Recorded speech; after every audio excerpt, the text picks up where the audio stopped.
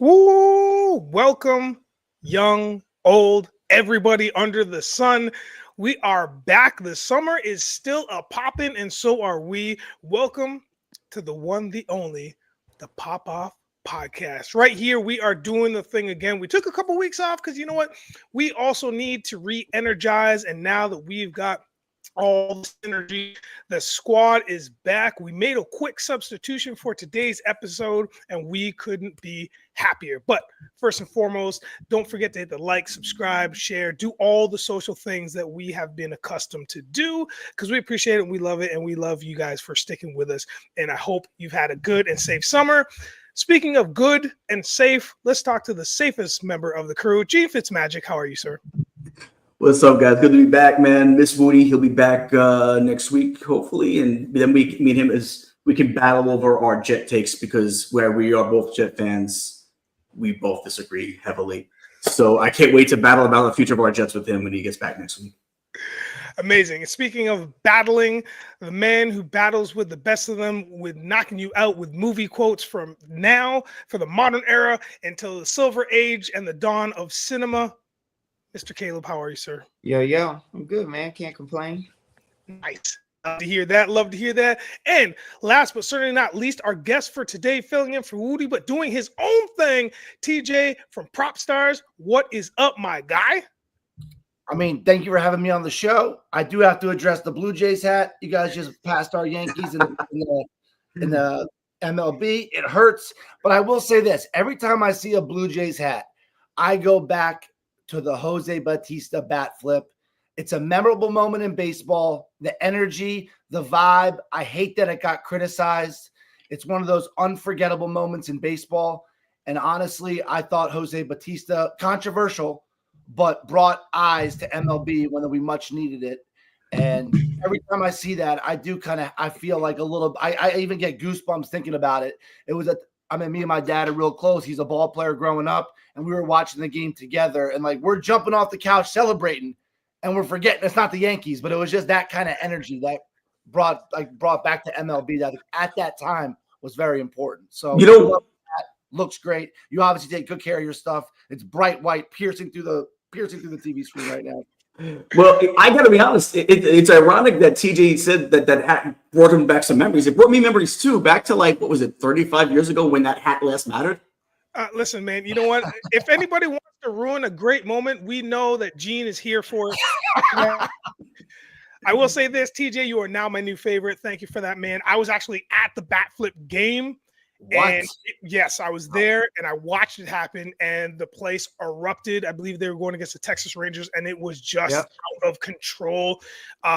It just like you said, it was a moment in time that it will be forever, like, remembered.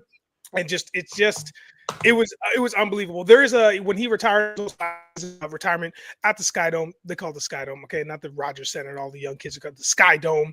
I was at his retirement as well when they hung his jersey up on the Raptors in the Wall of Fame there. And there's a massive mural about 25 minutes from my place of him doing the bat flip that was painted, and it looks gorgeous. So if you're in Toronto, if you're listening, make sure you go to Spadina and King, and it's probably about 2 or 3 blocks, I would say, north from King on Spadina. It's gorgeous. Maybe I'll send it. We'll pop into the socials. So TJ, thank you for that. You're my new favorite. Let's get to the show, man. The NFL is back. I don't know about you guys, and I wanted to wait until we're online to talk about this. Did anybody watch the preseason game yesterday? Did anybody watch it? No? Gene? I watched a tiny bit of it. I'm lying. Yeah, I checked out the beginning of it just because, but in my head I'm thinking most of these guys aren't going to be in the NFL in a few months. These guys will be in the USFL in next year. So, but I mean, let's call a spade a spade. It is what it is, right? But it just getting to see a kickoff again was just that alone. It just feels good. Yeah, it's America's true pastime. But I'll say this, just back to the bat flip right quick. Yeah, that's the problem with baseball, is that you don't allow the celebration, right? They tried to do it with the football and they just couldn't. They had to start letting them celebrate. I understand it's cocky, but I love when Bryce Harper does the shit. You crazy? I love when because it's so rigid it's like you don't get emotion. It's like these are human beings. You strike somebody out, you hit a shot that is just a rocket out of there. Like, you should be able to do all of that stuff. And I think it's fun. It makes the sport fun, and it will allow more people to want to play it versus other sports. You know what I mean? Trey Young hits a 3-pointer. He gets to do and all of this stuff. And you're not getting fined. You're not in trouble. Nobody's trying to clear the mound because you backflipped on me. It's like, then throw a ball that I can't hit. You know what I mean? And if you don't, I'm taking it out of here. Like, and you're going to know I did. You know what I mean? It's like, I'm like, it's just, I hate it. It's the thing about baseball that makes it suck outside of October, because it's so fun in October because everything matters. But I'm just saying, if they allowed them to do more celebration, I think it makes the sport more attractive. It's especially more attractive to watch. Oh, if you're a pitcher in MLB and you strike out a guy and you do like a Tiger Woods fist bump, you are crucified. Yeah, right. I've been on record to say I do get a little annoyed when a guy hits a single and he does the well, that's the Dodger thing. You know what I mean? But and please don't clip that. Pray to God. But I hate when you're hitting a 98-mile-per-hour fastball that's inside and you're able to turn on it and hit it 400 plus feet. That is one of the hardest things to do in all sports. And Trevor Bauer, I used to love when he was on the mound because he would celebrate on strikeouts. And when a guy hit a home run off him and they celebrated, he would say, that's what it's all about. Yeah. Like he was one of those few guys, and thank God his name got cleared because he was kind of a pioneer when it came to, hey, we're allowed to be happy that I just struck out, an Aaron Judge or a Giancarlo Stanton. I'll just name every Yankee down the lineup, but it's one of those things where you're right. Got to bring it back a little bit because this new age is going to stop following baseball. If you wanted to make it fun. But let me ask you guys a question then. After a bat flip, does the pitcher have the right to come in the next at bat and whiz one? You shouldn't be. Oh, listen. No. You shouldn't be trying to hit somebody with a ball that could break a bone, right? Yep. Like you could really hurt somebody. What I'm saying, what the pitcher should do is say, okay, all right. Yeah. And how about give him the heater, Vaughn? Give him the heater, Ricky. Yeah. Blow it past him where he can't hit it. You have to do it. You got the strike zone, use it. Do what you got to do. You know what I mean? Like, I just feel like everybody should be able to celebrate when they do something great. Let somebody hit a line drive that is in the corner. You see the left fielder have to run over there and get it, and the bases are rolling, and he throws a rocket from left field to home plate, and the catcher gets it and tags the dude out. And what? Like we seen a couple weeks ago with Acuna. Right. Acuna right from right field? I think so. Third base. But you should be able to celebrate that, and it shouldn't be looked down upon. The type of rocket you have to have and aim to be able to get it there in time, and the catcher to catch it and make a tag and get a dude out. Come on, man. It's like you should be able to celebrate all of it. So whatever happens when you get your shot blocked in the NBA and the next possession you come down and dunk on the guy's head. When Anthony Edwards dunks on the head, he gives a stare down, and the guy that he dunked on doesn't fight back. It's almost like, you got me. But if you do that in baseball, you are getting, and it's bad. And I'm not talking about being dirty. I'm not talking about sliding into second and lifting your leg up to kick the second baseman in his groin so he can't turn to double play. I'm not talking about that. I'm saying at certain times when it's clean and it's right and it deserves it, come on. You know what I mean? Yeah, I just, in my opinion, I just think it would be better for the game itself and make it more attractive for more people outside of diehard baseball fans that are going to watch no matter what. Yeah, I think that, sport isn't about malicious retaliation. It's about who can come back at you in the same game with better skills. Like, we're not trying to use a baseball as a weapon because you just knocked one out of the park. So now next time you come to bat, I'm going to throw this baseball at you as hard as I can. Right. To Caleb's point, I'm going to try and strike you out even more now because you knocked one out of the park. Or basketball, to TJ's point, if my guy dunks on me, cool. Now I'm going to defend you so hard that it's going to be an actual problem so you can't dunk the rest of the game. Or goalies, if you're scoring and you get a hat trick on a goalie or a fancy shot and it goes in, the goalie's going to step up, and now the defense is going to step up. And it's not about violent retaliation. It's about playing the game better than the other person. Right. Yeah. I think you're right. I think what baseball celebration has done now is that it's because it's so uncommon that it is looked at as a taunt in a malice way, in a way that's degrading to the other person as a human being, when it's like, we're emotional people. Again, Caleb using those words. We're emotional. We love sport because of this passion.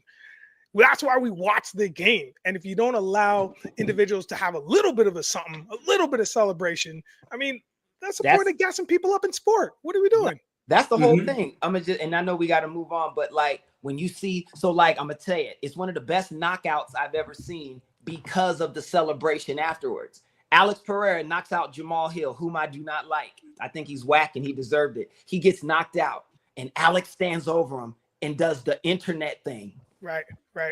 Oh, yeah, right. Yeah. Like, I remember that. You go crazy. Yeah. Like, you can never, it's like, it's what it is, right? And I'm just saying, if I take whoever's the best pitcher in the game is, but when I was watching baseball, like I remember growing up, Earl Hershiser was like the guy. The Bulldog. If I'm taking Earl Hershiser 460 feet, you know what I'm saying? I want to be able to look at him and be like, yeah. Like Pedro said, bring that shit to me, man. Bring that shit to me. You know what I'm saying? Like, yeah, you know, it's like you wanna have that. So I just, whatever. But I digress. We could get on to the football. I love this. This is exactly why we call this show the Pop Off. This is what we're here for. This is what y'all are here for. That was totally unscripted. We just went off and we just had a great time. So we're gonna continue to do that thing, but now we're gonna focus it just a little bit. Since we did mention the NFL, let's talk about breakout stars that are coming at us and who we think those players are going to be. We're going to start in the NFC West, then we're going to move to the AFC East. We're going to do this for the next couple of weeks. We're also going to do a couple of predictions in terms of who we think is the best runner for the contenders for the Super Bowl, MVPs, all of those future looks that all your other sports outlets are doing. We are going to do it as well, but we're going to do it a little different. So here we go. Let's talk about the breakout star in the NFC West. We've all been designated teams. So I'm going to say the team, say the person, and then you give us that breakout star. So NFC West, let's start with the Rams. Caleb, I believe that's your team. So let's start there. Who do you think is going to be the breakout star of the Rams? Well, I mean, so it's a loaded question because you got to, like, to me, I think Puka's going to make himself a clear top 10 receiver this season. I think so. Coming back off of injury with a quarterback like a Matt Stafford, right? But who I think will be a breakout star. And he kind of had a breakout last year, but this year I think he makes it clear. I think Jared Verse. I think he's really, really good, right? And he's the way that he plays linebacker, it's not just his physical ability, which of course is off the charts. It's also the energy he brings, because unlike baseball, he can stunt, he can taunt you, right? And that, like you saw what he did with Saquon. Now, it didn't work out too well because he did it and then Saquon broke for 70 yards. So, some people, they need you to do that, right? But outside of that, he's really, I think he's going to really make a presence in this league this season to where he's going to start making a case to start getting that, that $40 million, $35 to $40 million a season type of defensive player, which we're seeing Micah beg to get. You know what I mean? With Dallas, which I think he will. I mean, how can you not? But you know what I mean? So the question, I'm going to say Jared Verse as a real breakout star, but I think Puka Nacua coming off an injury with the loss of Cooper Kupp, now he's number one. I think he's really going to show, make a strong case for a top 10 receiver in the NFL. And you would think, oh yeah, but it's not as easy as you think. There's a lot of great receivers in the NFL, but I think he's going to make his presence felt where he will be a clear top 10. It could be 10. I don't think it would be 1, but it could definitely, it won't be any less than 10 in my prediction. Nice. Okay, let's keep it moving.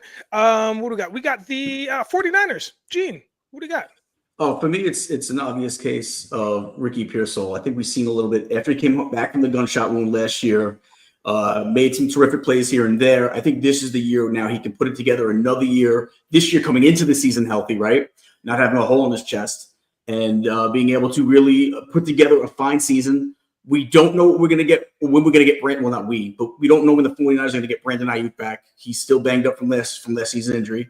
Juwan Jennings not happy in San Francisco. It is the perfect situation if you're Ricky Pearsall to just put your head down and play some really fantastic ball. He's got all the attributes and skills that you would need as a receiver. He can make the big home run plays. He can catch. Great hands. Run pretty much every route in the route tree. This year, I think, I'm not saying he's going to be that in a top 10 like Caleb said with Puka, but he is going to be a noticeably big-time receiver by the end of the season. I think he might even be the guy. He might make it a lot easier for them to say, okay, you know what? We can move on from a Juwan Jennings or from a Brent due to this emergence of Ricky Pearsall. So I got Ricky Pearsall being the breakout star of the 49ers. Solid. TJ, you got the Seahawks. What do you got? Should be the wide receiver breakouts because where I'm going with this, but Jackson Smith, Nigba, JSN, the guy upgraded at quarterback. He had 100 catches, 1,130 yards last year, 6 touchdowns. Now there's no Metcalf, no Lockett, and they upgraded at quarterback from Geno Smith to former Jet first-round pick Sam Darnold, right? I just think that I'm calling it top 10. I think he's going to be closer to 1,500 yards, 10 to 12 touchdowns, has the Ohio State Buckeye pedigree. Ken already proved he could be a 100-catch guy as the third option. Now he's going to be number one. Darnold showed in Minnesota he targets his stars. He went right after Jefferson, right after Jordan Addison, and he has Cooper Kupp to relieve some of that stress. Great mentor. But I see JSN being that breakout star for Seattle and creeping up on that, like as we're talking, right? It's always corny to say number one best receiver, but creeping in that top 10 conversation, which means, he's going to be one of those breakout stars, right? I'm going to jump on the wide receiver coattails. I have the Arizona Cardinals, and I'm going to say Marvin Harrison Jr. I think at over 800 yards this season, 8 touchdowns, I believe. He's got so much room for growth. Him and I think, him and Kyler, I think they're going to connect this year. There's a good chance that he's going to take it home. I'm thinking for sure over 1,000 yards this year. There's no doubt in my mind. 1,100, maybe double digit for TDs. There's no doubt in my mind, once again, because they've beefed up a little bit of that offense, but on the other side of the ball, another breakout star. Shout out to Max Melton, who is the cornerback. He's also in year 2. Aside from Marvin Harrison Jr., he is the other. I think they had 12 rookies from the 2024 draft. This team is just stacked with kids that are now going into their second year that know a little bit better. And Arizona's taken a bunch of knocks in the last couple seasons, and they've come close in the last half of the season, but it's too little too late. So I think this year might be something where if they start off good, they can end off great. So Marvin Harrison Jr. is going to be my first pick, and then shout out to Max Melton on the other side of the ball. So that covers our NFC West breakout stars. So let's jump over to the AFC East, and let's talk about the reverse order this time. I won't start with myself. I'll finish with myself. Let's talk to you, TJ. You have the New England Patriots. I'm excited to hear what you have to say about them. All right, your jaw's going to drop here. My breakout star for the New England Patriots is Scary Terry McLaurin. Okay. You heard that right. Okay.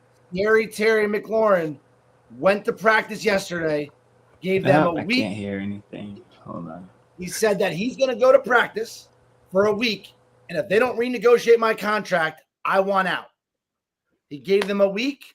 They can't get close.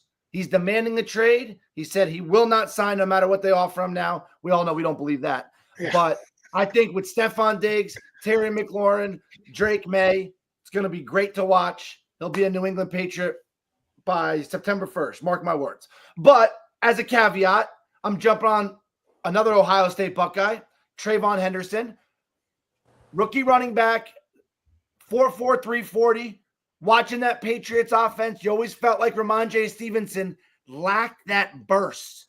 And New England, they've always been a run-first team. Even when Brady was winning those early Super Bowls, it was run first, cold weather, good defense. Vrabel's coaching them now. I see Trayvon Henderson, who's an Ohio State Buckeye star, great head on his shoulders, great burst of speed. I see him taking over that running back backfield. Ramondre will be the backup, but Trayvon Henderson is my current New England Patriot breakout star. Oh man, the Patriots! I'm telling y'all, it's the Patriots. They're blip. I mean, I think it's only going to last a season or two. I think they're back. I think they're back, but I mean, I think now they're not going to be nearly as bad as they were last season or the season before. I think they're just they're going to rise up. So it's going to be a tough fight, I think, in the AFC East. Gene, so going to you. You have the Jets, of course. Shocking. Well, I would love this. I really wish Woody would have been here for today because I would love to know who his guy is, why I would have disagreed with him, and why he would disagree with me. I know he's definitely going to disagree with me because he loves himself some Breece Hall. I love Breece Hall too, but he's not the future of this team at running back. My guy is Braylon Allen. I think he's second-year running back. Braylon Allen is going to be the breakout star of the New York Jets. I think he's going to allow the Jets to move on from Breece, maybe even by the trade deadline. I think this guy is going to run for about 1,200 yards this year, if given the opportunity to with the amount of carries he can catch out of the backfield. The guy is an absolute just an Adonis. Have you seen how this guy is built? He's like a bull, man. He's got speed, he's got quickness, and he's just got size, man. And exactly what Aaron Glenn is going to be doing with this offense. It is going to be a run-first offense, like we just talked about with New England. It's going to be a run-first offense. And they are going to feed Braylon Allen because he is just an absolute beast and has the ability to be a stud in this league. I think it hands down it's going to be Braylon Allen this year. Oh, solid. All right. Caleb, you have the Miami Dolphins. I'm interested to hear this one as well. What do you got?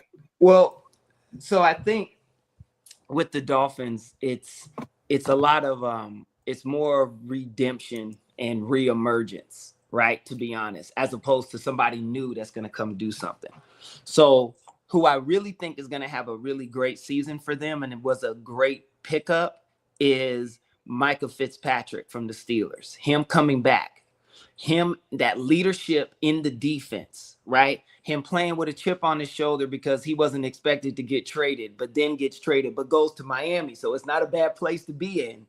And he's clearly the guy on defensive, and what I mean is the leader, like how B-Doc was for the Eagles back in the day, how Ed Reed was the secondary because we all know who was the defensive man, which was number 52 in the middle. But you get my point. But he will be that, right? More like the Ronnie Lott.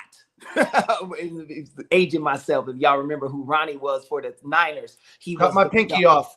Exactly, the heart and soul of that. And I think Mike is going to be a major pickup for them to help solidify that defense. Now, of course, because of what happened last season with Tyreek and I want to be traded and all of that, I saw what Tua said. Tua was like, he's got to repair that. There's a lot of us in the locker room that basically, and he said it very, very nicely, but ain't feeling that, right? He's not traded. He's going to be back. I think that's going to make Tyreek really be him, because there's no answer for speed if you ain't got it. So I think he's going to reemerge and I see that he might be done, but not yet, because if he can still run, he ain't done. That's all I'm gonna say, because you still can't catch that dude, and it only takes one step and he's past you. He's the dude that takes a 3-yard out or a 3-yard screen for 97. You know what I mean? He's not scared. He's not scared to get hit either. He's not scared to get hit. Nah, you see that? You see his neck? Yeah. Oh yeah. His neck is like some of our thighs. You know what I'm saying? Yeah. So I think that's going to be major. I also think Tua, I think he's talented, but he has to be protected. But they did a little shoring up on that offensive line, just a little. I ain't trying to act like they got the hogs up there. I'm just saying they're trying to answer it. So I do think there will be a little bit of something there. But as far as offensively, I think Tyreek will be trying to make big strides forward. And then with the running back Chain, I think that's how you say his last name. You know what I'm talking about. A-Chain, sorry. A-Chain, right? I think he'll have another one because he's super, super fast. And like that speed is something that's going to be hard to contend with, especially when they're trying, especially when they want to prove a point and the arrogance is gone. So when it's 60 degrees or higher, at least. Let's say that. It's at least exactly. They don't like that cold weather. But that's the difference, like with Micah, which is why I think he's so important on the defense. He played in Pittsburgh for seasons. He's like, this ain't nothing. We got it. Right. Yeah. And that kind of attitude helps the others. If he ain't cold, we ain't cold. You know what I'm saying? Like, I'm just saying there's a thing that comes with it. So anyway, but I would say lean to Micah, but I will say I think Tyreek and his talent, he's going to be looking to show that he's still that guy. That's it. Nice. He's not even, they don't even consider him top 5 receiver in the NFL. It was, you know what I mean? Like, that's kind of. Yeah, he had a pretty bad drop this year. Yeah, so we'll see. But that's what I think as far as Miami is concerned. Solid. And rounding out the AFC East, I have none other than the Buffalo Bills. My pick is going to be real quick and dirty.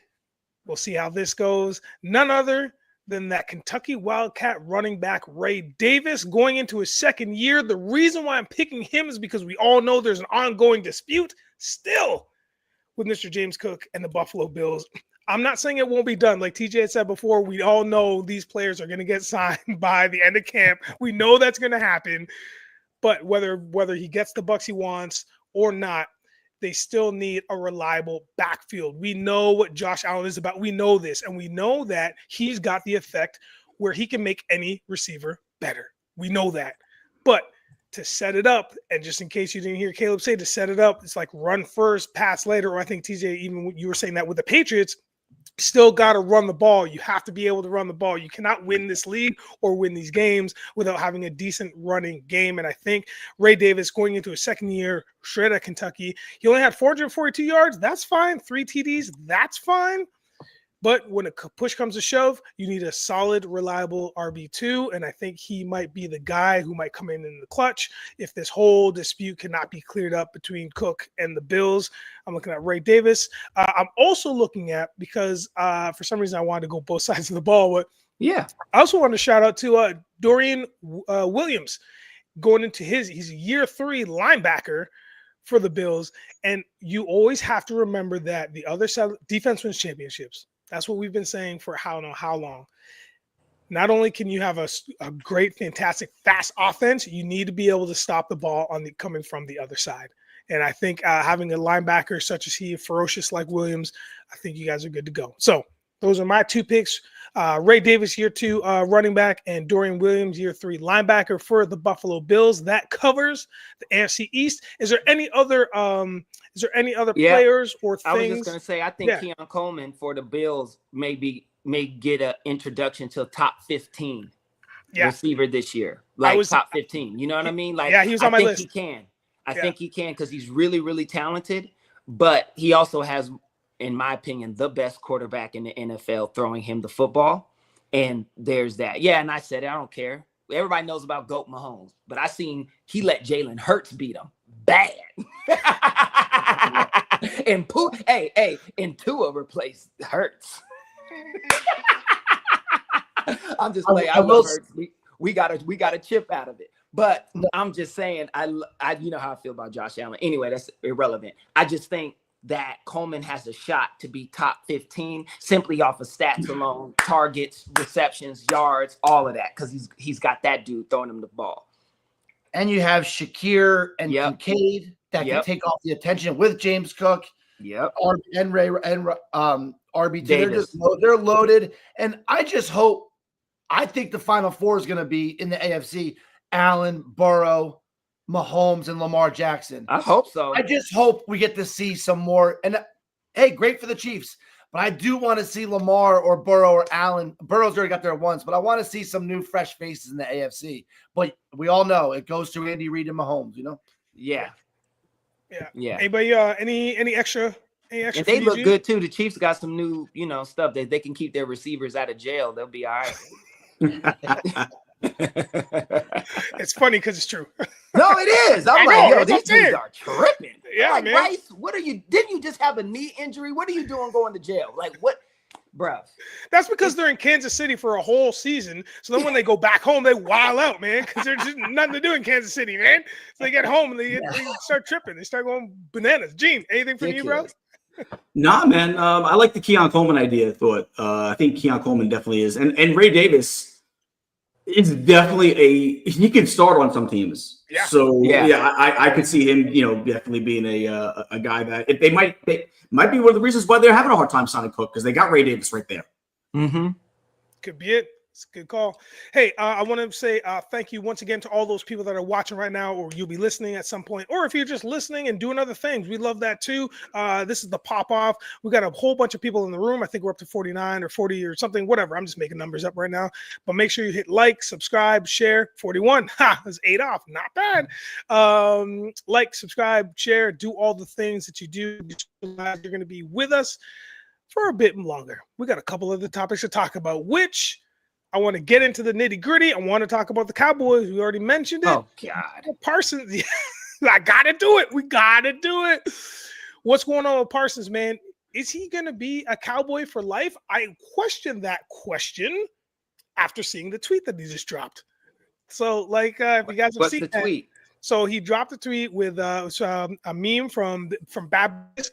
Will Smith was talking to Martin Lawrence, and Will Smith says, "One last ride," I believe is a quote, and they just shake hands, like dap it up, and then that's the end of the GIF. That's the end of the thing, and then it's got a picture of him as well. So I mean, is he saying he whatever the Cowboys can do, he's down with? Because it seems like nobody's agreed to anything yet. Nobody's met eye to eye on anything yet. TJ, I'm going to throw this at you. What do you think, Micah Parsons? Will he stay with the Cowboys for life? So it looks like Micah. He's just one of those guys. Like I love him as a player, but he needs that constant attention and needs that constant energy. So I don't think he's going to be a Cowboy for life. No disrespect to him, but sooner or later, these teams have to take a little bit of a stand, right?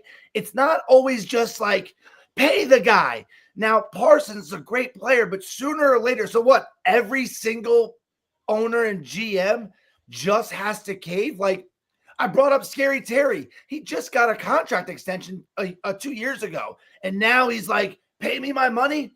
These are great players, and great players need to get paid, especially in the NFL where we know the window is small. And I am so appreciative of the way these guys have to take care of their body, etc. But no, he's not going to be a Cowboy for life, to answer the question, because someone's going to throw him a bag of money that is one piece away from a Super Bowl 3 years from now, right? And they're going to be like, hey, we get Micah, we win the Super Bowl. And if Dallas, they might be in that situation, but if they're not, it's going to be like what the Bills did with Von Miller, right? Or somebody else. Just get that. I mean, everyone always says when they're this close to a Super Bowl, we're one great pass rusher away. And Micah, who's an unbelievable football player, is a great pass rusher. So I could see him, someone dropping a bag at his doorstep and just saying, hey, you're our last piece to the puzzle. I think we all agree Dallas. I think Dallas is going to be good this year, but they're not that Super Bowl team just yet, right? And, I don't know if this is going to be his last year, but I do think that pass rushers, there's always a need, and there's always someone that's going to pay more for that one last piece to a puzzle.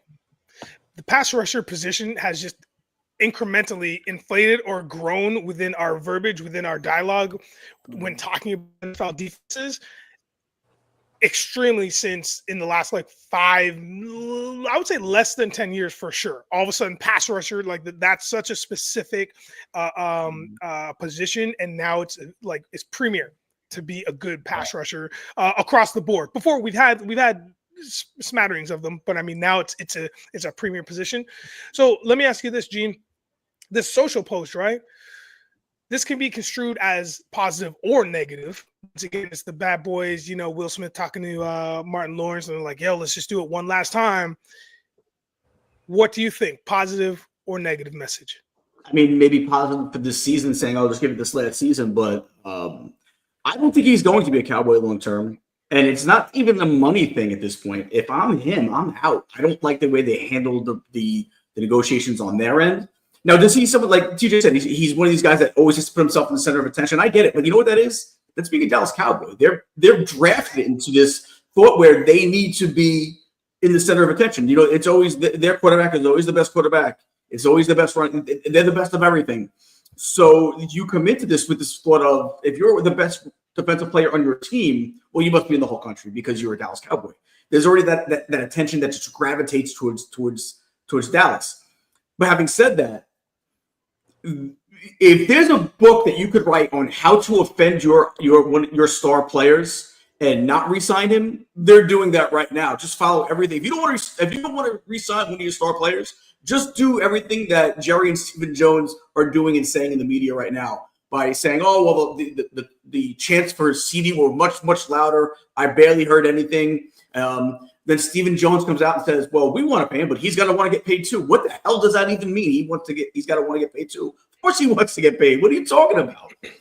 They have done everything absolutely the opposite way you should do it when trying to re-sign one of your players. I'm not saying you got to sit there and kiss his ass, but you're trying to almost like smack him on the snout a little bit, trying to set him to take a little bit less. I don't know, but he's going to go somewhere else where he's going to be completely appreciated. He's not going to have the owner all in the business, and he's going to get what he wants. If I'm him, there's not like kind of what TJ was saying with what McLaurin's been putting out there. There's not an amount you could give me to stay in Dallas at this point. There's not a dollar sign you could. I would feel so disrespected by what I've put my body through for your team. Forget about the money. You have the nerve and the audacity to kind of put this stuff out there. I would go play anywhere else. You know what? Even if it's less money, if I'm him, you're gonna get a bag no matter where you go. It's gonna be who's gonna pay. $5 million or more, so here or there. You know what I'm saying? If you're looking at a $200 million contract, what's another $5?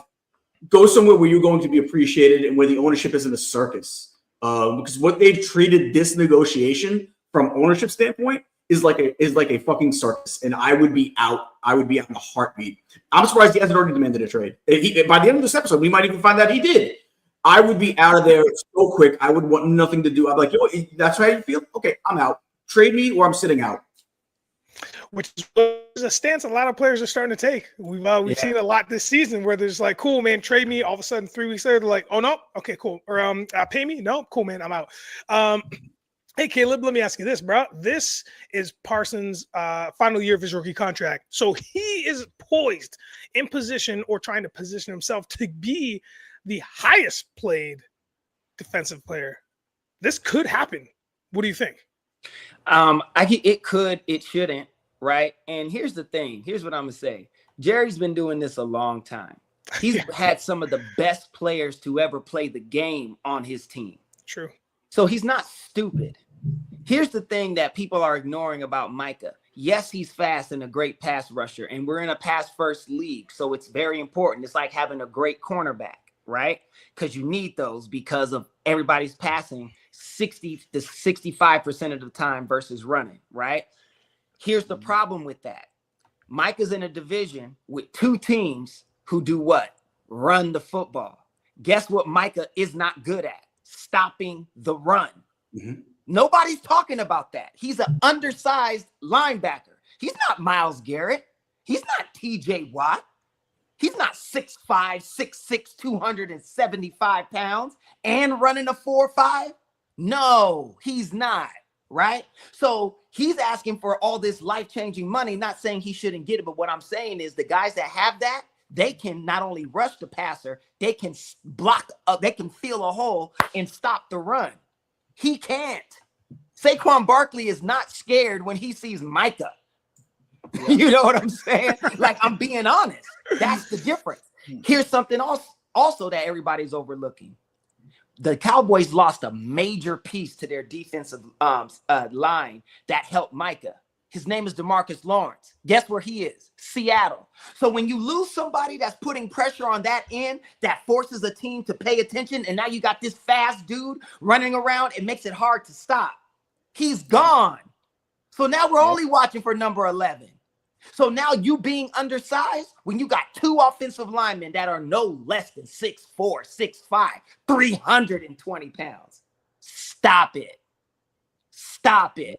So we're going to pay you all this money to not be able to do anything? Because now they're keying on you, right? Now you can't get in. Now they're torching our weak secondary. Now Diggs' knee is a real problem. Because these dudes is running all over him. They better hope they don't sign Scary Terry, because then it's a wrap. Now you can't do nothing with Washington. And you already can't mess with the Eagles. It's crazy, right? Like that's what people are overlooking.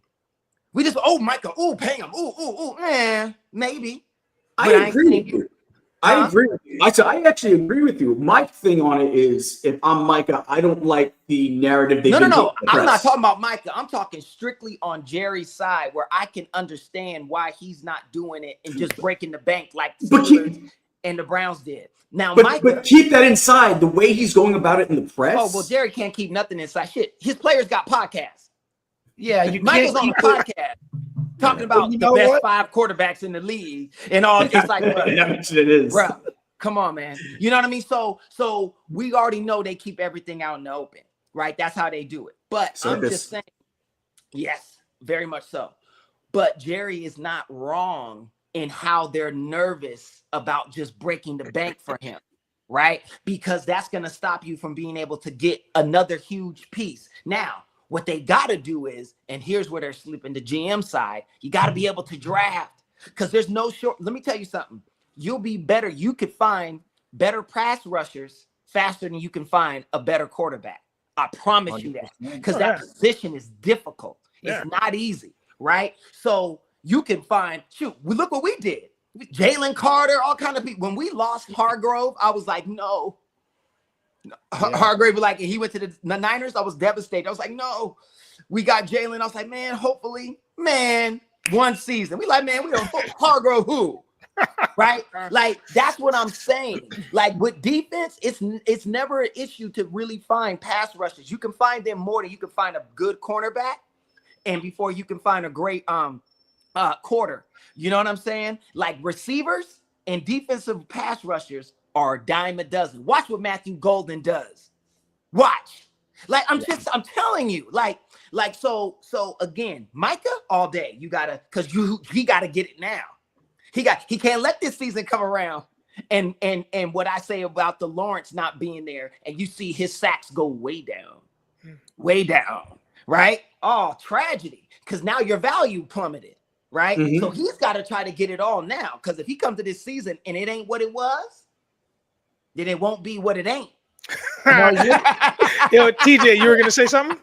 No, yeah. Like, I'll tell you, as a Giant fan, Lawrence Taylor was one of the best pass rushers and edge rushers / outside linebackers of all time. The one thing the Giants defense never got called when he was on the field was soft. And I think you're making a great point, Caleb, because he is undersized. And it really kind of it was like an aha moment when you were talking about that from a straight X's and O's perspective. Because literally Dallas has been called soft on defense the last 2 or 3 years. Mm-hmm. And Jerry Jones is like, hey, if you're our leader, if we're going to pay you all this money, you got to be that cartoon character like Myles Garrett or like a Lawrence Taylor. He's undersized. So therefore, what do? You run at him. And when you run at him, I've noticed this in some games. And I can't believe I didn't notice until you said it. But yeah, he is kind of undersized. And maybe they're like, hey, we could find another Micah, right? But we don't want to be soft, and we can't pay one guy this amount of money and still be called soft, right?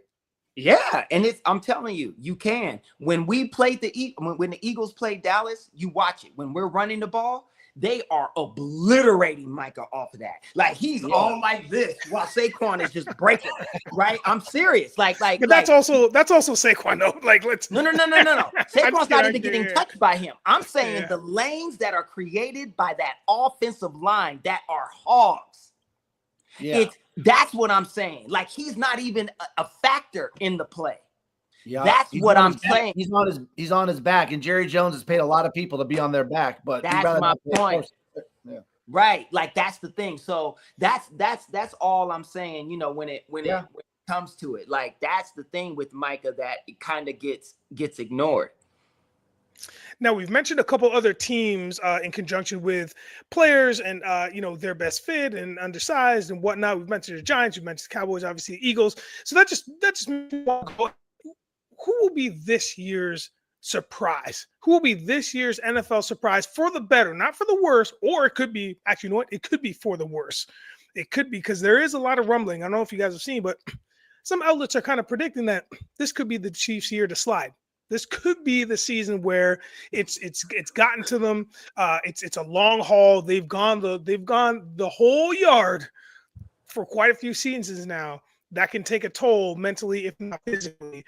But I digress. Let me start with you, Gene. Who could be this year's surprise in the NFL?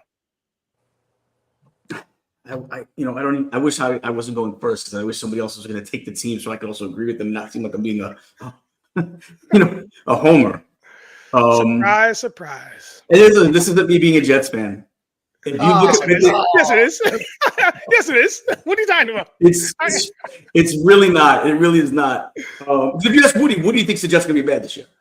I actually think they are going to be a surprising amount. I'm not even saying they're going to make the playoffs. I'm saying they're going to be one of these teams that could sneak in, but they're going to put a lot of pressure on teams late in the season to be that one of those teams that are going to get in. I think. Listen. Let's go through the roster, man. Let's look at this. I think this coach he's going to set the tone going forward for the next 10, 12 years. I think we got a quarterback that's going to be here for 10 years. Everyone could say I'm crazy. It's the best team Fields has been on since college. Is it not? He's got the best offensive line he's ever had. He's got the best group of receivers that he's had. He's got the best running backs he's ever had. He is in the best situation that he's ever been in as a player, as a professional athlete. So I think he is my for years I was saying, look out, Sam Darnold's gonna turn around the career. And what happened finally last year? I had said it for 3 years in a row. Nigel, what happened last year? What happened with Sam Darnold? He became a Pro Bowler last year. I was right. I'm saying the same thing now. Get on the Fields train now, because he is going to ascend to different heights. And look what they got on offense. Look what they got on defense. Stacked team. They are. The offensive line is way better. Pro Football Focus already has them rated 9th, and they haven't even played it down yet. They've upgraded only to 9th in the league. And they might even be better than that once they start playing together. The receiving core with Garrett Wilson, who also will be one of these guys that will take that next leap forward. He's already looked at as an emerging superstar. He's going to be a superstar this year. I love what they have at tight end. I like the running back room is stacked to the point where you might be getting rid of Breece Hall, because you can. On defense, I think you're going to see last year was a fluke by Sauce Gardner. I think he takes another leap forward this year, and he becomes back to what he was the first 2 years in the league. I love what we have at safety. I love what we have at the pass rushing spot. We're getting Jermaine Johnson back.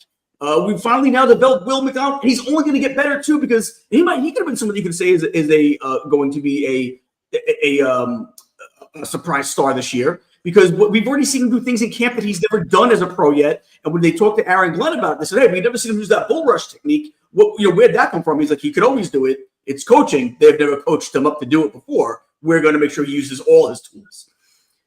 This team is going to ascend to be great. And let me tell you, and I said this on Wednesday night with Abby on Sports Rants. Let's go back a week ago where we thought the world was ending, when everybody stopped. ESPN stopped, Fox News stopped, Fox Sports stopped, WFAN in New York stopped, to say Fields was just caught it off the practice turf. World is ending for Jets fans, because what is happening? That's what it is to be a Jets fan. But what happened? He came back the next day and it was, "Hey guys, it was just my toe." Let me tell you something. A year ago, as a Jets fan, that would have been his Achilles. A year ago, his Achilles, that scenario when he got carted off, it would have been because his Achilles popped. The cloud is now lifted off of the Jets, and it's going to go somewhere else. I don't know where it's going to go, but that's their problem. For 60 years, the Jets have been a joke, a laughing stock of the NFL. This is where the mojo switches. And I look at that incident alone, where he was carted off and everyone thought the worst. And the next day he came back and it was just a slight little toe bang up. Someone stepped on his toe. That's mojo, man. That's the juju changing right in front of our very eyes. And because of that, the Jets will be a surprise team this year, and they will win a Super Bowl within 5 years. Ooh, wow. They will be a Super Bowl champion. I'm not saying this year, I'm not going crazy, but within 5 years, they will be a Super Bowl champion with Justin Fields at QB. No way. Definitely within 5 years. This guy just going off. He won't even be there in 5 years. Nigel, yes. Explain to Caleb, in case he missed a few episodes, who nailed the emergence, the surgence of one Sam Darnold when he was at the bottom of the barrel. Who called? Hey, listen, a broke clock is right twice a day. So and that was the first time. That was the first time of the day. Today, this is the second time that I'll be right. Okay, I just don't. That's not We happening. need 2 times to be right. This is the second one. And a dislocated toe is ongoing. That's nagging. That gets you. That catch you when you least expect it. He will be fine. Jets fans, I think he'll be fine too, but rejoice. I just don't think he's good enough. I just don't think Justin Fields is a good enough. Oh, he's had a terrific camp. Have you seen some of these plays in camp? And again, I don't put a lot of stock in the camp. Have you ever seen the fighter before the fight and he be hitting the bag? He be like, bah, bah, bah, bah, bah, bah, bah. You guys don't look great in camp though. Look at Tyler Shook. Look at Tyler Shook from New Orleans. Fantastic. He looked unbeatable, baby. You know what I'm saying? Nobody that has a better pretend golf swing than me, or I can beat anybody when nobody's in front of me. That's what I'm saying. Hey, you guys ever see me skip without a rope? Man, slick. Listen, you can have a bad camp. Have anybody seen Tyler Shook from New Orleans? Looks bad in camp. Oh man. I'm just saying this. Jets fans rejoice. The cloud has lifted, and you will see it once we go on the week 1. And I'm sorry, Nigel. I don't mean any harm by this. I don't mean to offend you. But when we absolutely obliterate Pittsburgh, that won't happen. We will win. We will win 27-13, and it won't even be that close. I don't believe it. Stop it right now. I don't believe it. I think Aaron Rodgers will throw 3 picks. Yeah. Now it's emotional. Now you're just getting emotional. That's what that is. That's like your girlfriend broke up with you. Now you're pissed. Okay, you're upset with the world. He's popping off. He's popping off. He's popping. Jets fans, rejoice because the cloud is lifted. We will no longer be a joke of a franchise. All the bad luck that we've gotten week 3. I love it. Caleb, let's go to you. Surprise. You know who I think might be a surprise, and it's crazy because they're in our division. I think it's the Giants. I think they're gonna be. But no. Seriously, TJ, I think there'll be an emergence of Malik Neighbors. I think with Russell, like Russell always has a thing with. Like the first year or so with the new team, like he gels because he has a positive outlook that's influential, which influences people. It's just as the season gets on, you're like, oh. But I think the Giants will be way better than what they were last year, and they're in a division with 2 of the best teams in the entire NFC that are going to be fighting for that top spot. Dallas is not; they're not going to be great, but they're not whack. So you're going to be playing them. And I think the Giants are going to surprise people with how good that they're able to compete. Like since they're 17, well, is it 7? No, it's 18 games now. 17. 17. Okay. I think they'll be, they'll be like, they could be maybe 8-9, maybe 9-7. You know what I mean? Like in there, I could see that for them because they did a lot. And I think Daboll's a good coach, but they did a lot with stacking the team. They did a good job in the draft. They did I'm serious. Like I think great front seven. Great front seven. I think they're going to be, and because nobody's expecting anything, they're playing with house money. So I think it's to be interesting. Like I think they'll definitely win. They'll either beat us or the Reds. Sorry. Well, Trump wants them to be back the Redskins, the Commanders, right? I think they'll beat one of them this season. Absolutely. You know what I mean? Like it's gonna be like one of those things. And they'll, it's like you don't want to play them on the road or on the Sunday when you coming back from a long road. It's like one of those things. And I think what you guys said about the Patriots is true too. I think there'll be another one that's gonna be surprising people with because Vrabel's gonna give them a new identity, which I think the Giants are moving more into the Dable identity, and I think they got more help. So I think there'll be a surprise, but that's just my opinion. Yeah. Well, you said the magic words, which was New York Giants. So, TJ, you're on the clock. Yeah, I hope you're right about the Giants. I think that we have to stick with Daboll no matter what. I think we have a great front seven. I said this quote on our podcast a lot, and it's a quote from Bowden. This is the reason why I disagree with Gene and the Jets. Bowden says, you lose big, you lose small, you win small, you win big. And it's very hard to go from here to here, right? I'm not saying they're gonna go from here to here. I'm saying they go from here to order in my here. court. Order in my court. I said they're gonna go from here to here. Order in my court. I don't think they're gonna make I don't know if they'll make the playoffs. Nigel, I appreciate you keeping them in check. So that's why I think the surprise, and Caleb kind of said this too. I think the Dolphins have made the playoffs 2 out of the last 3 years. When Tua is healthy, they go to the playoffs. Yeah, that's true. They have speed everywhere, and they added a Kenny Westbrook for the top here as a slot. They have Waller, so now it's Tua, Tyreek, Waddle, A-Chain, a Kenny Westbrook, Waller, which is whatever. But I think the Dolphins go back and they make the playoffs now 3 out of the last 4 years. Keep in mind, the Tua only played 10 games last year. But when Tua plays most of the season, they go to the playoffs. And I think the Dolphins will be that. Everyone's counting them out. Everyone's like, if the Dolphins lose this year, McDaniel and Tua are gone. Tua is undersized and doesn't have a great arm, but he has a great mind, and they built that offense around him. And when you watch the Dolphins offense click, it is a magical thing to watch. And I think with Tyreek, who was not healthy for the last 8 games last year, nobody wanted to talk about that. Waddle, there's speed everywhere. When they're healthy, they go to the playoffs. They might get bounced in the first or second round, but I could see them being a second round and maybe even a team that nobody wants to play as long as they could stay in the warm weather. That's my pick.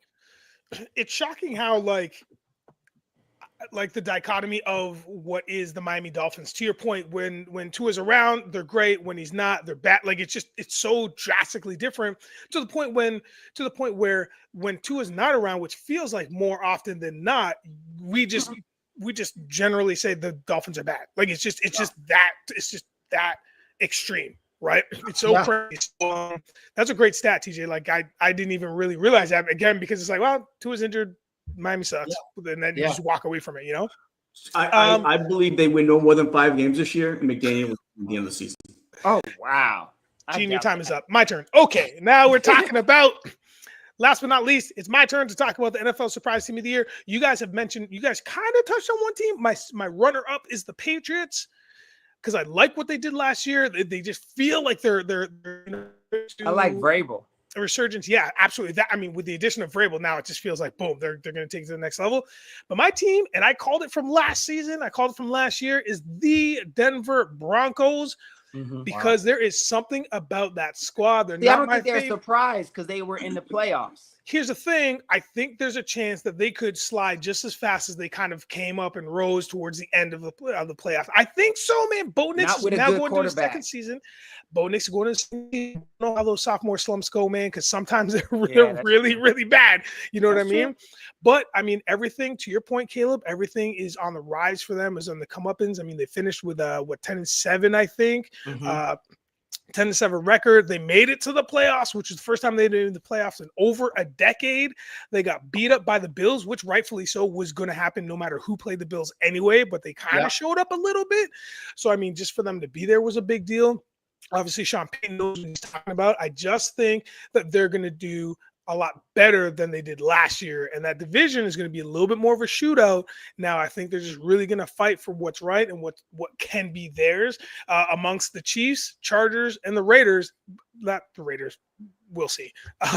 But I think it could be a little bit of a tight three-way between those three teams. So I'm going to. They added Evan Ingram too, which we all know Sean Payton can highlight tight ends. I think Ingram, if anyone's listening for fantasy sleepers, you can get him in like a 7th, 8th, 9th, 10th round, and he could be a top 5 tight end for sure. Yep. I would say that about Darren Waller too, because I know you blew past him, TJ, but Waller's clean now. He's not. He's like, and he retired and chose to come back. Yeah. So that shows somebody that actually. And the Dolphins gave away Jonnu Smith, right? So they saw something right away in Waller and that dude, like, whoa, when he was focused, he was ridiculous because he's fast and he's tall and he can catch. So there might be a little sleeper there with him as far as fantasy is concerned. Because if he gets into the mix with that offense, that's very hard to contain. Really excited to watch the Dolphins, man. Really it'll be cool. They're always exciting though. Until they're not. Speaking of the Dolphins, let's just jump to that topic right now. Will the Dolphins defense without Jalen Ramsey? Yeah, they got Micah Fitzpatrick, who I think is better. He's better here. He's more of a leader for sure. I'll take the reins on that. That's what scares me about the Dolphins. And really quick, I know we mentioned like an honorable mention, but I have to say it. The Steelers, I think, could win that division. I think they could beat the Ravens and the Bengals. They're building that roster with like jam corners with Jalen Ramsey and Slay. Now Porter's the slot. They have a pass rush. Rodgers is 2 years removed from an injury. I really was about to say the Steelers, but I thought, Nigel, you might take the Steelers. So I took the Dolphins, but I think the Steelers, top to bottom, is one of the best rosters in football. I couldn't disagree more. I think the Steelers are going. No, I feel bad because this is your team. I think the Steelers. Listen, you got a quarterback that's ready for the old folks' home, who's a me-first guy, who's bad for the locker room. You've seen him getting players traded. He's a horrendous human being, let alone football player. I've said it before, but I wasn't even happy. I didn't even want to go after Aaron Rodgers in the beginning because I think he's a me-first guy. He's one of the most selfish men in the NFL.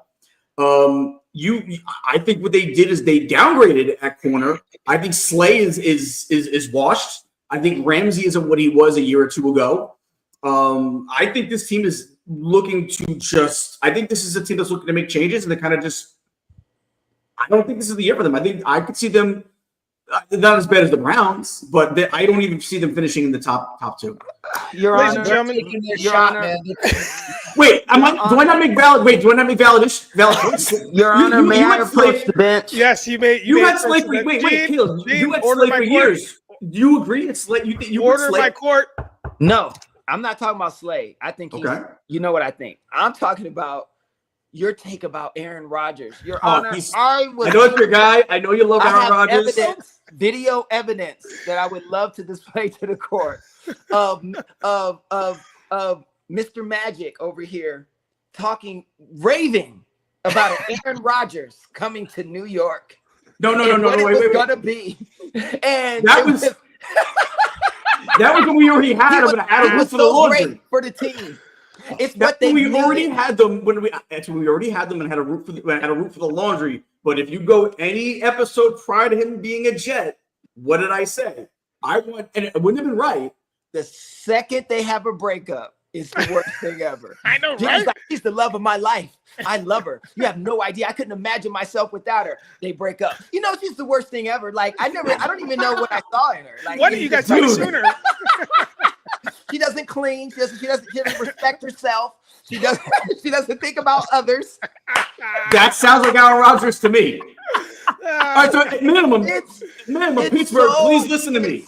Oh gosh, it's hilarious. Listen, anyway, I'll tell you what. I'm happy for Pittsburgh. I'm happy for Pittsburgh. Let them be his problem. Let him be their problem. We'll gladly take that problem. The Steelers will take that problem. I will tell you this right now, from what I've seen and what I've understood, Tomlin and the rest of the squad couldn't be happier. I'm down. It just, again, this is a Band-Aid, man. Let's call a spade a spade. That's all this is. And it's a very good Band-Aid to just kind of get us through until the next draft or until the next free agency. That's all this is. This is not a long-term thing. Keep Tomlin's up. Keep the team morale up, keep it competitive because that's the thing that was missing last year. There's that competitive nature was swaying too much. The morale was swaying too much. We didn't have the consistency with those two quarterbacks. So now we got one solid one. And let's just ride this out for a season or two max, and figure it out. That's what this is. Yeah. And I'm okay with it. People in the military say when two people are in charge, everybody dies. Right. So having two quarterbacks that are fighting for the same position, like you don't know week to week who's going to be there, death for your team. That's it. Hey, before we tackle these next two topics, thank you one and all for being with us this afternoon on Friday, August 1, wherever you're at. We're at 42 people, so this is great to have you guys in the room on the pop off. Don't forget to like, subscribe, share, all those social things that you do. We're going to go through a couple more topics, and then we're going to get the hell out of here and enjoy the rest of our day. Let's one more in the NFL slate that we got. I think I want to talk about this. And Gene, since you are popping off, I'm going to start with you. We're talking about Brock Purdy, your boy. We know how much you love him. Asterisks, hate him. So how is his efficiency going to be now without Deebo Samuel? And will the defense rebound after losing Charvarius Ward? All right. So those are two. Well, all right. So let's talk about the offense first. Yeah, right? make them all like a short and sweet. Go on and hit it. Yeah. So I really honestly I don't think there's gonna. I love some of the receivers they have on this team. If Juwan Jennings decides he wants to stay and is fully committed to the team for the season, that's a big plus. I think Ricky Pearsall is going to be an absolute stud in the league. I think that starts this year. I think he'll be fine.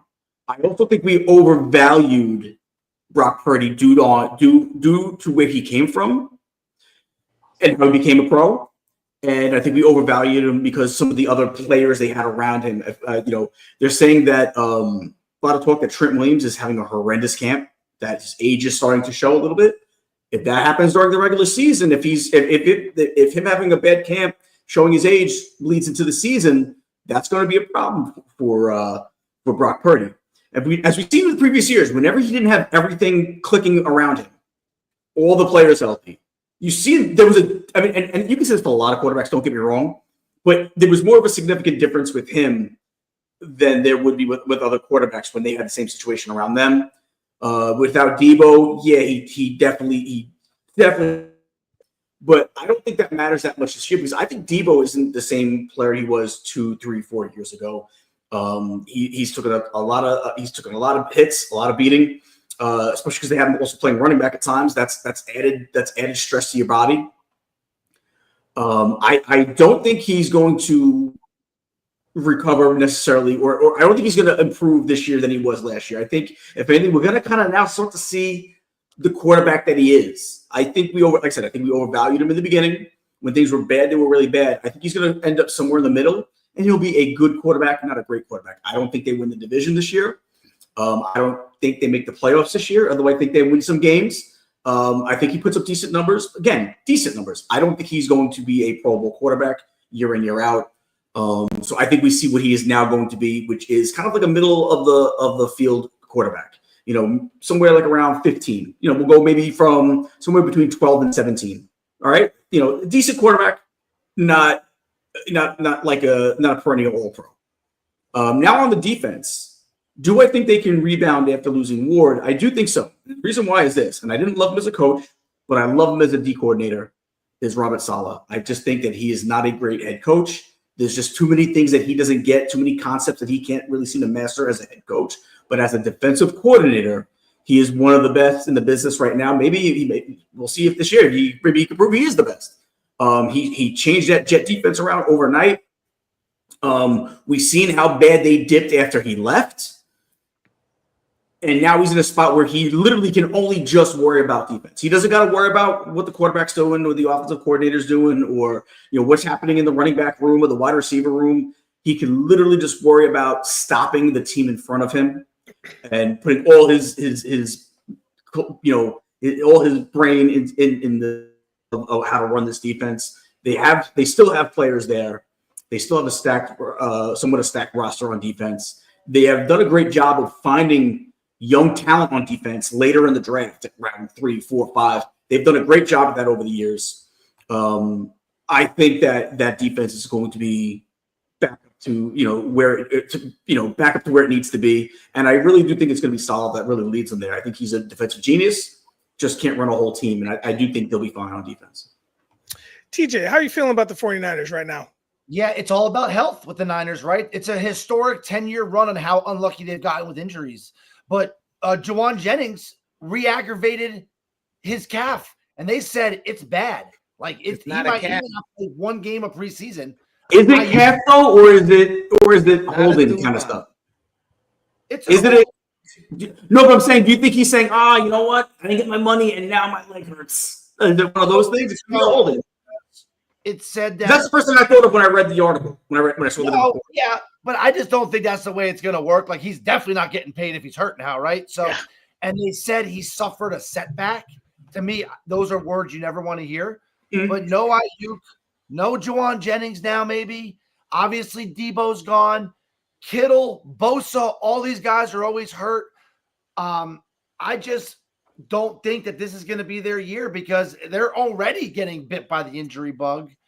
And like you said, Purdy's a great story, but his numbers last year were not good. And that was because he had a pedestrian team around him. It was very easy for him to play quarterback with a healthy C-Mac, healthy Trent Williams, Shanahan firing on all cylinders, Deebo in the motion, Jordan Mason as the backup who's not there anymore, Ayuk healthy. Then you have Pearsall as your number 4. Now you're telling me Pearsall is going to be their number 1. Number 1 corners will feast on Pearsall.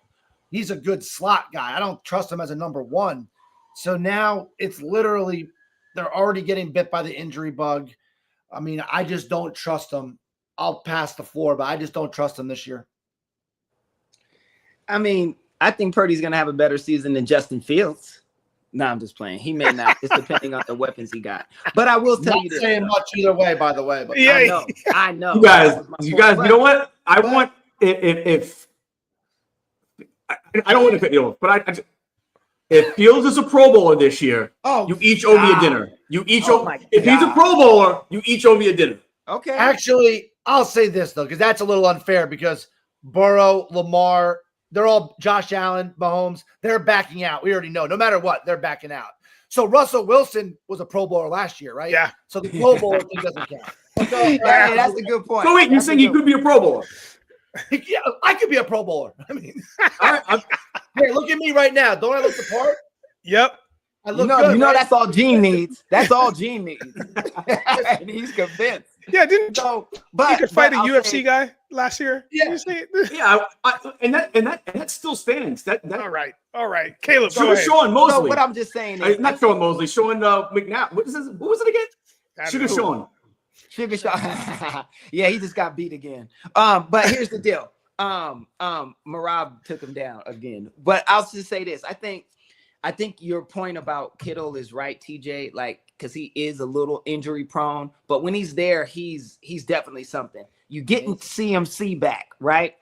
He's also injury prone. So it's going to be interesting to see what happens. I think Gene is right in the sense that Purdy is going to get tested this season. Like, this is going to be the season to show whether or not he's really the quarterback that the media was putting him to be, which I don't think he is. So, but I could be wrong. So it's going to be interesting. I think the defense, will be average. I don't think it's going to be what it once was, but I think it'll be average. I just think it's hard to compete against.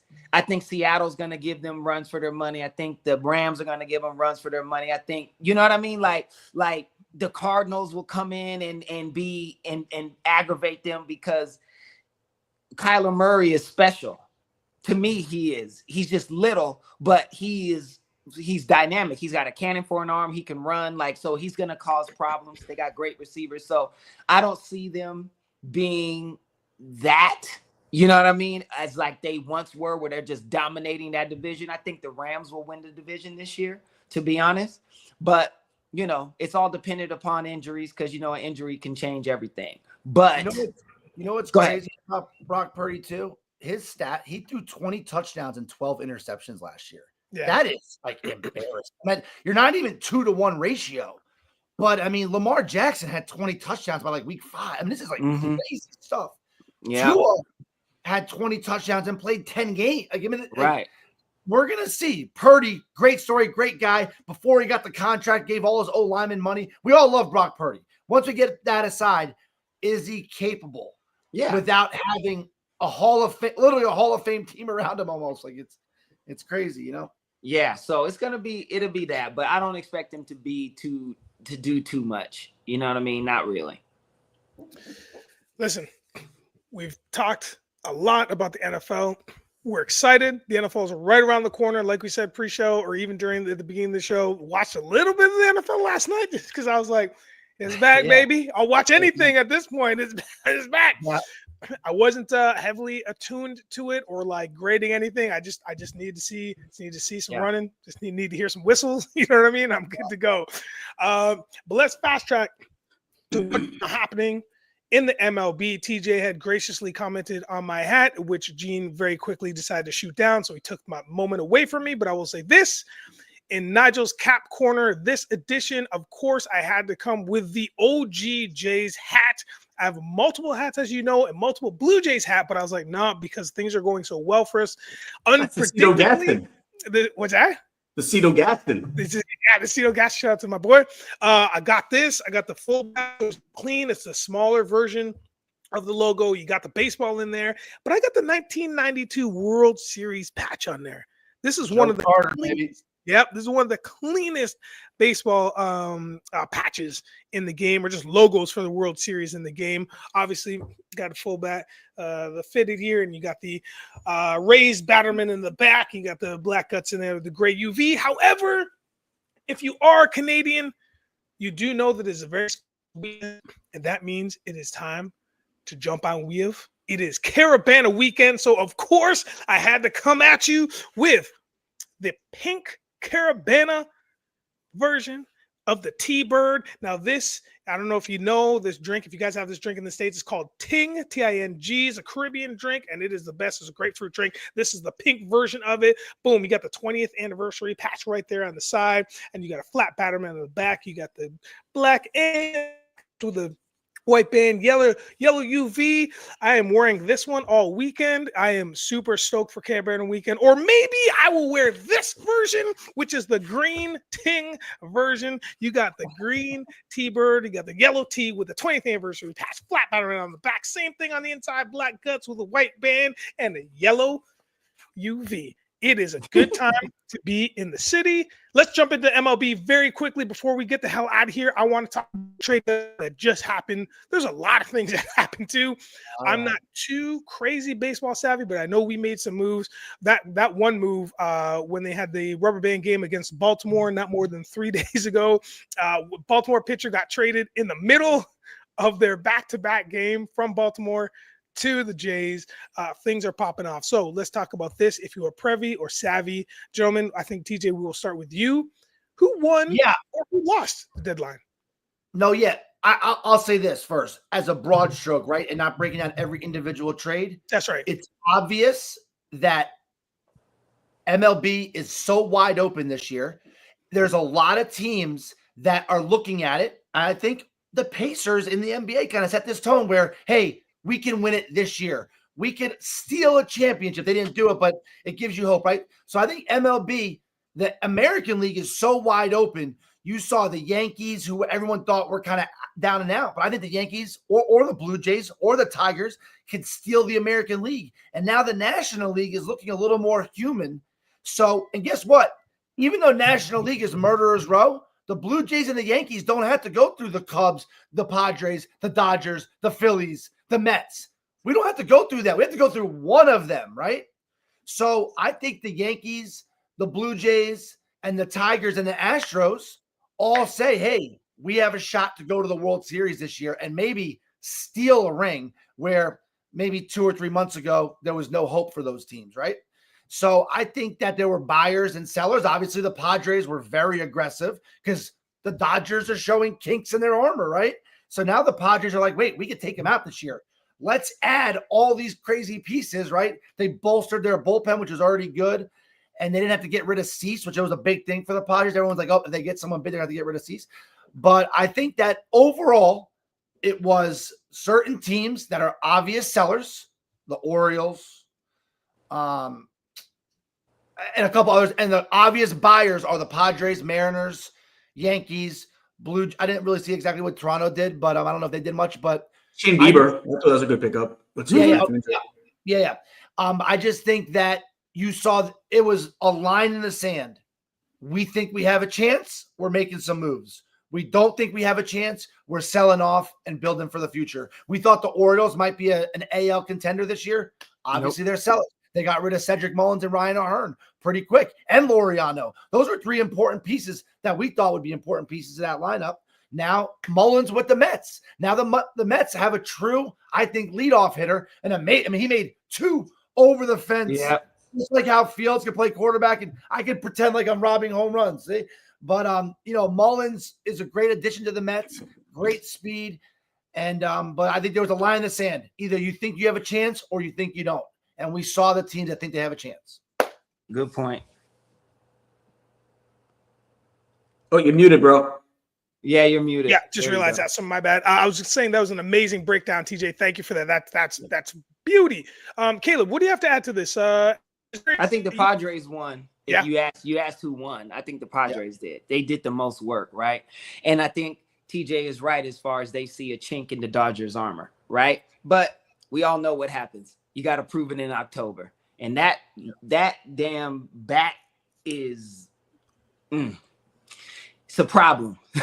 Like the Dodgers are a powerhouse, right? But my favorite trade, and it's just funny because it doesn't really mean, well, it does mean something, but I just really liked it. It's Carlos Correa back to the Astros. I love that. I loved it when he was on there, and I love that he's back. That's one of the things baseball does, where you could always come back to your old team. It's very rare in football and basketball. It's very, very rare, right? Like it was like a thing. Well, LeBron was different going back to Cleveland, meant something more. But like outside of it, Scottie Pippen never came back to the Bulls, right? It's like you come back to your team to retire. Yeah. They'll do that in those sports. One day contract. Yeah. Right. 1 day contract. You know what I mean? But like for him to actually come back to the team that I just thought that was cool. I like him on there. So I think that's good for them. But I think as far as the trade went, the Padres won by far to me. They just did the most work.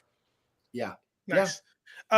Also, except if you're Chris Paul and you're still playing basketball, you're gonna go back to all of the old teams you went. That's hilarious. All of them. Gene, last but not least.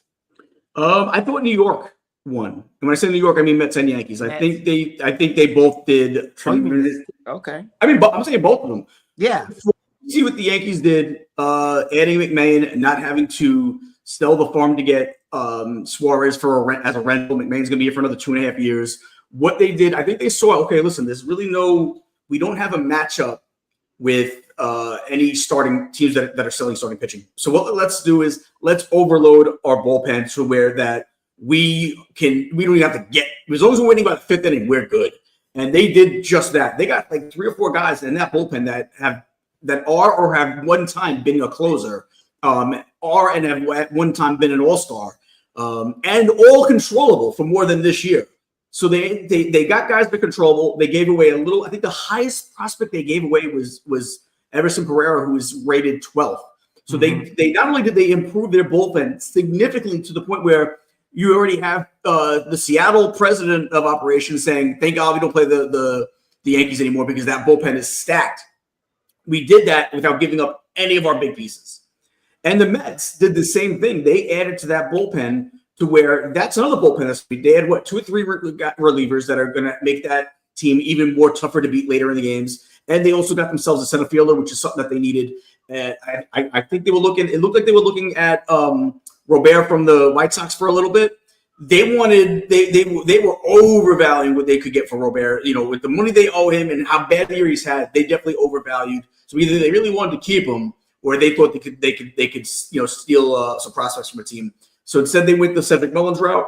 Probably a better fit for the Mets because we know what he is. With Robert, we don't really know where Robert Jr. is right now because he's had such a horrible year. Can he bounce out of it? But Cedric Mullins is a steady center fielder. He's going to play good defense. He's going to be a good leadoff hitter. So I think both New York teams upgraded tremendously what they needed to do. My only gripe is I get not wanting to trade certain players, but then bring them up. Like, this is more of like a sidebar. I'm sick of hearing about how great Spencer Jones is. That's why he's untouchable when he's 24 years old and not in the major leagues yet. If he's that great, bring him up. We have a hole in our defense right now due to injury, in our outfield right now due to injury. Here's the time where you bring him up. He's not a kid. He's 24 years old. That's late for a guy getting his first start for someone that's supposedly so great. We heard nonsense about how Volpe and Peraza were untouchables for all these years. And now Volpe, people are booing him off shortstop, and Peraza they just sold for peanuts to Anaheim, to LA, the Angels. So I heard for years how those guys were untouchable, and we got one guy is looking to be probably the worst shortstop in baseball right now, and the other guy we just sold for peanuts 5 years later. Let's not make the same mistake with Spencer Jones. Either he is an untouchable and he should be in the majors right now today, or just move on from him. Get me something for him. You could have gotten some big players for some of these guys a few years ago that mean nothing to the Yankees now. Mm-hmm. So that's right. Could we have done something more? Willing to include Spencer Jones, and if we're not because he's that great, then I want him on the major league roster today. I mean, Volpe he's on pace to get 25 home runs. I think you'd be a little hard on Volpe, but yeah, he's not the next Derek Jeter, but he is batting. TJ, it's in his head now. He's got the yips to an extent, like not Knobloch yips, but they're pretty bad. And it's getting into his head now. I think he's hearing the boos, and I think it's affecting him because he's only gotten worse as we've gone through the season. Yeah, but he just hit a game-winning home run. I mean, we'll see hopefully that translates into something. Yeah. And he just hit his furthest home run of his career on back-to-back nights, a game-winning home run the night before, furthest home run of his career. But I will say this. Hopefully it translates, and he's going to be better. Because all I know is for years I heard how he was untouchable. And you know what? How he's playing right now, we could have had some of these arms in the past. You know what I mean? Like, I don't know. I will say this. You're right about it takes so long for MLB teams to move guys up. Judge is 33. Ohtani's 31. Like, think about that. Like, we're almost like towards the tail end of their careers. And in my opinion, Ohtani's 27 in my mind and Judge is 29 in my mind. But you're right. Spencer Jones, just bring him up. Let him suck for a year or two. We all seen these pros be bad for a year or two. That's okay. They're always like, oh, we don't want to move him up and move him back down. Who cares? Like, they'd rather play Giancarlo in right field. Are you on crack? They'd rather play Giancarlo in right field. First of all, he can't play defense anymore, number one. Number two, you're going to risk him getting a hurt again where you're going to lose his bat for the postseason, which we've seen time and time again. He is a postseason hitter. He actually is. That's when you want him. I don't want to lose him for the postseason as DH because you said, oh, well, let's just play him in the outfield for a couple of games while Judge is out, and he hurts something. I gotta be honest, I don't trust Cashman. He had a great trade deadline. He made some great moves. That's what I'm saying. They're winners in this sense. But certain things, it just boggles my mind on why he makes certain moves that he does. It just boggles my mind. It's MLB in general, though. I will say there it is. So long to move. TJ, let me say something. Man. I feel bad. TJ knows Cashman. Text him and tell him to please bring up Spencer Jones, please. Here, I'm getting on it right now. I'll fire it off. I'll fire one off for him. You think I'm joking? This man knows Brian Cashman. While TJ does that, hey, I want to make sure to thank each and every one of you for tuning in to another edition of the Pop Off. Man, we all had a fantastic summer, but we had an even better afternoon hanging out with you for these 90 minutes. Thank you for that. Don't forget to like, subscribe, share, tell all your friends.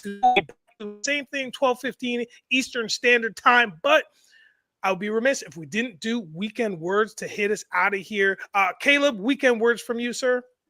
Hey, enjoy the weekend, y'all. It's a beautiful day in Southern California. It is phenomenal. It's just beautiful. So I would say enjoy it while it lasts. There you go.